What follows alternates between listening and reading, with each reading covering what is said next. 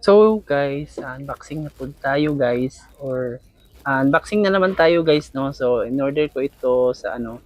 So this is my first time na mag-order dito sa local lang, no. So hindi ko naman in-expect na along Davao City lang to. So kahapon ko siya in order, then dumating din na naman siya kinabukasan, no.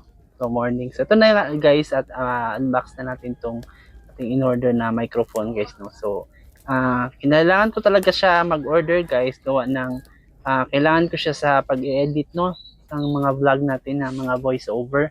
Kasi dito kasi sa amin guys is malapit siya sa kalsada, no. So mga ingay naman sasakyan, yung mga dumadaan is talagang nasasagap talaga siya sa ating pagbo-voice over. So kinailangan ko talaga siyang bilhin guys, no. So no choice tayo. So nakuha ko lang naman siya, wala pang 100 pesos, no. So yan na guys, at kompleto naman yung ano, at saka siyempre naka-sealed din yan siya guys. So halata na ano siya, hindi talaga siya nabuksan, or bagong-bago talaga siya kasi may sealed pa yan, no. Tingnan niyo naman. So yan guys, at sinubukan kong i-on, at saka ayan, working naman siya guys, at umiilaw. And then yan guys, and then kukunin natin yung kanyang receiver guys, no. So mayroong dalawang choice ito guys, no. Meron din itong dalawang, kung gusto niyo ng ano guys, yung nag-interview kayo, meron din siyang dalawang mic at isang receiver.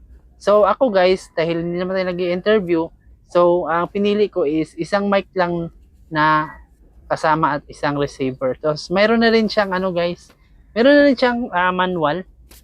Ayan, no. So hindi naman natin siguro binabasa yan, no, kasi ang nakalagay kasi sa description nito guys, kaya naman napa-order ako at nabulol is ang sabi kasi nila is plug and play lang. Ayan.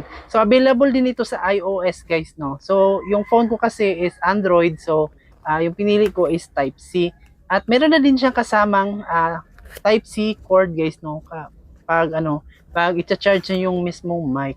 And then ayun guys, at ayun, at so guys, so nag-unbox tayo kanina, no. So i-try natin tong wireless microphone na pang vlog, no. So ito yung mic and ito yung receiver. So ito yung sounds na wala pa siyang microphone.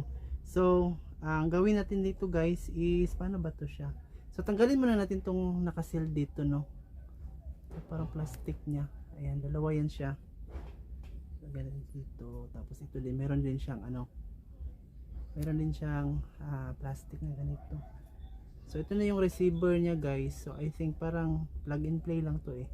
Tapos ito naman sa mismong microphone niya guys is ito, mayroon siyang plastic din. Alisin natin.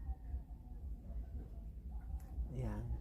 And then after that guys, so i-on, wait lang. So salpak ko muna sa cellphone tong receiver niya guys, no. Paano ba to? Ayun. Tapos hindi naman siya umilaw. Ano bang indicator nito?